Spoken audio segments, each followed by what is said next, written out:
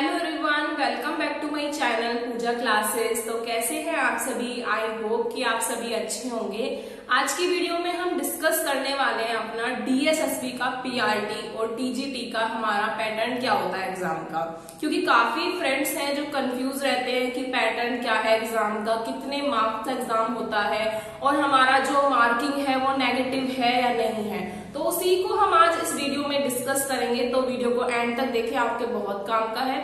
तो सबसे पहला तो बात करते हैं कि जो हमारा डीएसएसबी का पीआरटी का एग्जाम होता है उसमें हमारा पीआरटी और टीजीटी दोनों की बात करते हैं।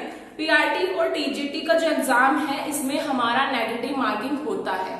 सबसे पहली कंफ्यूजन आपकी हम सॉल्व कर देते हैं। तो नेगेटिव मार्किंग दोनों में रहता है और नेगेटिव मार्किंग ऐसा है आपका कि अगर आपने 4 क्वेश्चन गलत कर दिए तो आपका एक सही क्वेश्चन जो है वो गलत हो जाएगा, तो आपका 1 नंबर चला जाएगा। तो इसलिए आपको बहुत ध्यान से अपना सॉल्व करना होगा। अगर आपको लगता है कि किसी क्वेश्चन का आंसर आपको नहीं पता तो उसे आप छोड़ दीजिए, बेटर है वही। इससे बेटर तो कुछ नहीं है कि आप उसे छोड़ देंगे। अगर आप उसे करते हैं तो वो गलत होगा, उससे आपका सही क्वेश्चन भी गलत हो जाएगा। तो जो आपको बेस्ट है, आपको लगता है कि बहुत अच्छे से आता है, उसको ही करें। तो दूसरा क्वेश्चन आता है जो आपका पेपर है टीजीटी और पीआरटी दोनों में क्या होता है, एक पार्ट 1 होता है, एक पार्ट 2 होता है। पेपर आपका एक ही रहेगा बट दोनों में क्या होता है, एक पार्ट 1 होगा, एक पार्ट 2 होगा। तो आपको पार्ट 1 और पार्ट 2 दोनों में अलग अलग पास होना होता है। पासिंग मार्क्स क्या होता है, 40% आपको लेके आना है। जैसे पार्ट 1 है वो 100 मार्क्स का है, उसमें आपका 40 मार्क्स आना जरूरी है। अगर आपका उसमें 40 मार्क्स नहीं है तो पार्ट 2 आपका देखा भी नहीं जाएगा। मान लीजिए आपने कहा कि मेरा तो पूरा 80% बन रहा है, 20 में लेके आ गया था पार्ट 1 में और 60 में लेके आ गया था पार्ट 2 में, तो नहीं चलेगा क्योंकि मेरिट में ही नहीं जाएगा आपका। तो आपको 40% उसमें आना चाहिए, 40% उसमें आना चाहिए। उसके बाद देखा जाता है नॉर्मलाइजेशन के बाद आपकी मेरिट में आ रहा है नहीं आ रहा। 40 से भी काम नहीं चलता है, मेरिट बहुत जाती है, पूरा मतलब 110-20 तक जाती है आपकी मेरिट, तो इतना होना चाहिए।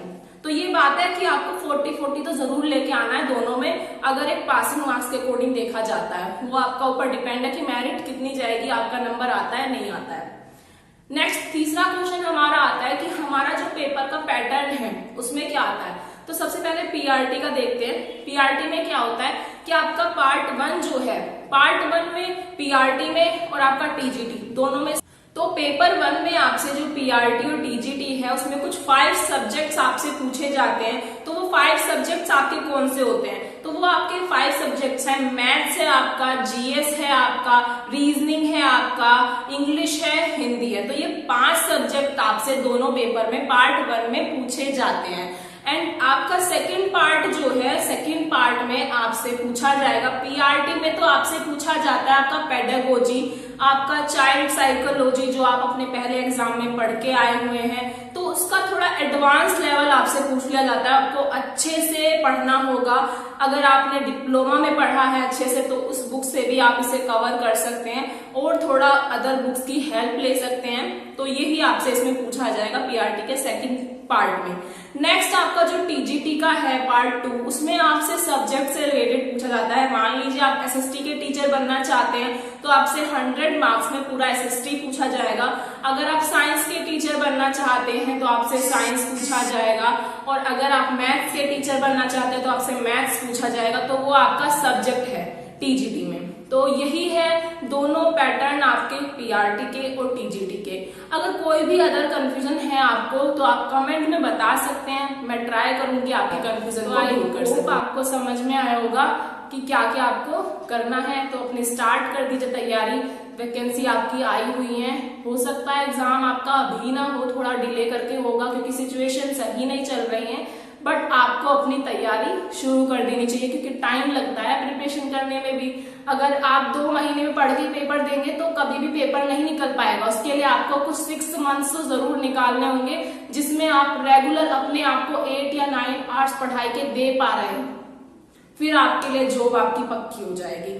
Thank you so much. Video को लाइक कर देना।